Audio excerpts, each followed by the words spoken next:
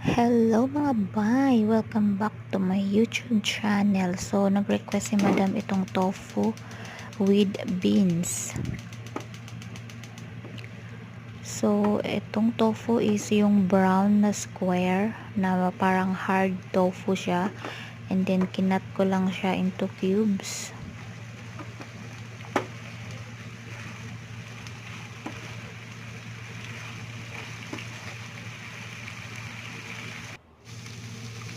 So, ito yung ating hard tofu na kulay brown, cut into cubes and then pan-fry ng kaunti.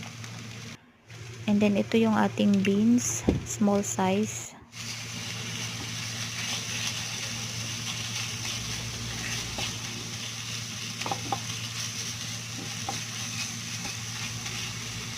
And then, nagisa na ako dito ng giniling, means garlic, means ginger, at saka yung means na onion. So, kaunting giniling lang. So, ito yung ating soy sauce. Nag-prepare na ako. So, after na okay na yung ating giniling, nilagay ko na yung ating beans. So, naka-free cook naman yung beans, kaya madali na lang siya. And then, inilagay na natin yung ating tofu.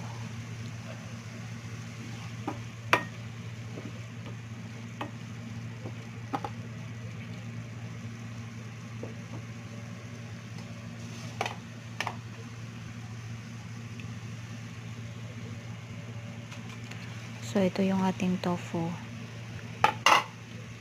So, yung ating palang pampalasa dyan ay yung ating soy sauce, oyster sauce, and then mag-add ng kaunting tubig.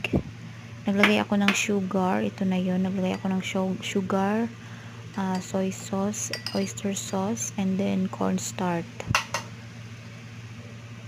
So, yan lang yung ating pampalasa. So, kayo nang bahala kung ano pa yung ilalagay nyo na para mas something yummy. So, ito kasi ayaw ng mga Chinese ng more on madami kang nilalagay. Soy sauce, oyster sauce, okay na yun. And then garnish with spring onion. Thank you for watching.